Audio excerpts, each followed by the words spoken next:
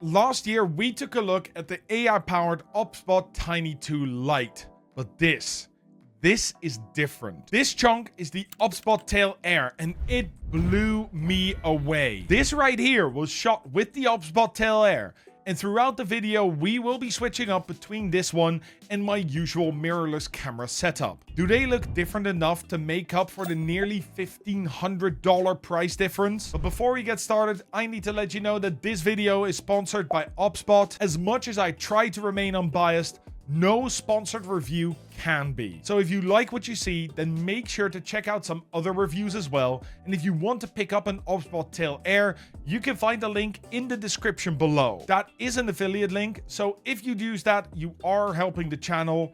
Thank you, and thank you OBSBOT for sponsoring this video. The first thing I noticed when I plugged this webcam in was the image quality. I do not think I've seen a webcam with such a great quality before, but that should not come as a surprise. This thing has a high quality 4K camera lens and a nearly unbeatable f1.8 aperture. A low aperture like this means that the lens can allow a lot of light in, which in turn produces better images, especially in low light condition, like, you know, streaming spaces. You may have seen this on other webcams. You are getting ready for your stream, turn on your lights in your camera, and it looks like there is something hiding in the dark spots on your screen. You think to yourself, am I haunted?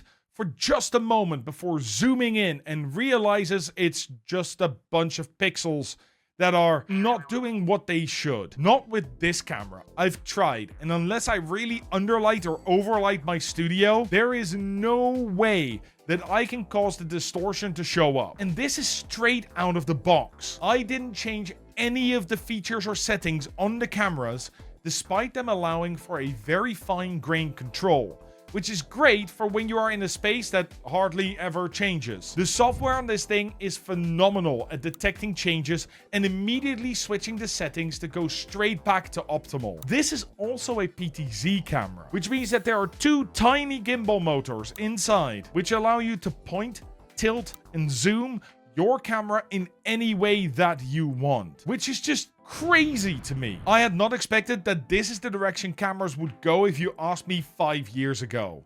But here we are. Because I can change the direction and how the camera reacts, I think I'm going to take this one and mount it right overhead, so I have an incredible overhead shot. The second one, I am not so sure about. I don't know if I like this as an off angle, so I have the possibility to switch to this if I go on a long rant and switch between the cameras, or if I want to mount it in the back at the top, so we get more of a studio cam vibe. Which these cameras are amazing for, by the way, because you don't need a cable to run all across your room. The OBSBOT Tail Air has a USB connection and an HDMI connection, of course, but if you want to use it as a studio camera, you can just stream your video wirelessly from the camera to your phone or PC using the built-in NDI features. And it is virtually latency free too. Just look at that. A quick wave and it instantly shows up in the app, which is insane. Most wireless cameras, even those much higher priced than this one, deliver at least half a second of delay.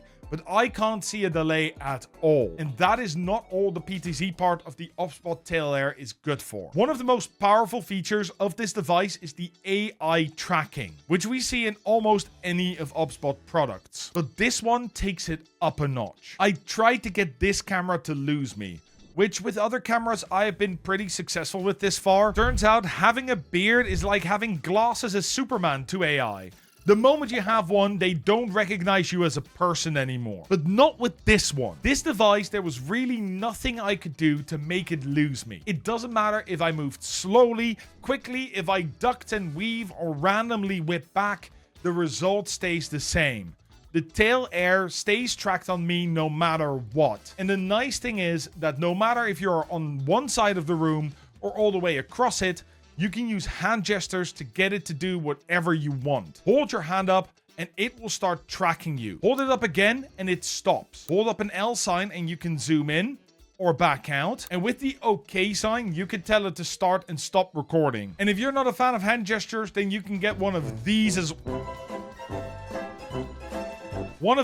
well. A remote. Just don't drop it. The remote is a really nice addition because it allows you to control up to 3 OBSBOT tail airs at the same time, manually allowing you to change the PTZ or allow them to snap to one of the 3 preset positions. So if you have a whiteboard, a guitar corner, or just a whole load of math books, you can show off your books by aiming your PTZ camera at them and holding your P1, P2, or P3 button for 3 seconds to set that as a fixed position. And if you've done the same with your standard position, you can just flick the camera back right to you. Oh, and for you pet streamers out there, their AI tracking software can also be set to automatically track your pet. It won't help our little mutt because she refuses to lay down in one spot for more than 10 minutes. But you might be able to use it to show off your cute fur babies a little more from time to time. And no, this camera is not just for gaming streamers. It also has a built-in battery which allows you to have it on standby for 7 hours and record non-stop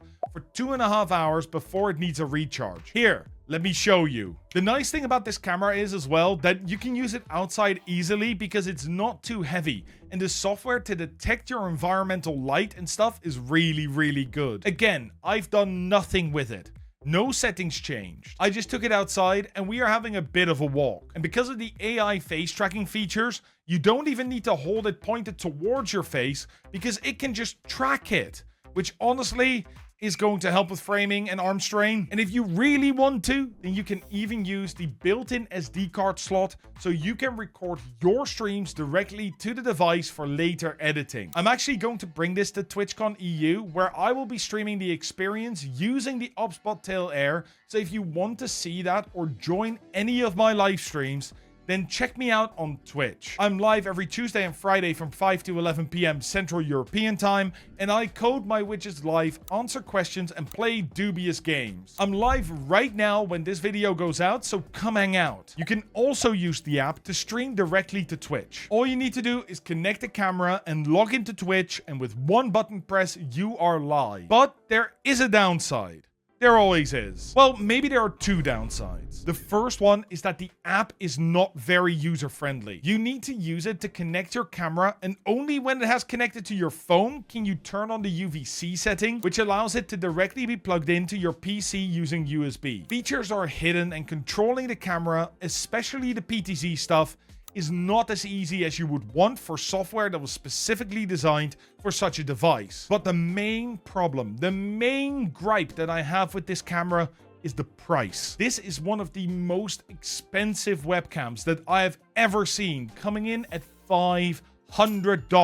And I realize that that is not for everyone. $500 is a big price tag, but the device is jam-packed with features and the video quality is amazing. But that does mean I would not suggest it as your first webcam. Maybe I wouldn't even recommend it as your first PTZ webcam. I think the OBSBOT Tiny 2 Lite is then a much better choice, and if you want to see what that can do with less than half the size of the OBSBOT Tail Air, then check out the video right here, and as always, stream better, stream smart.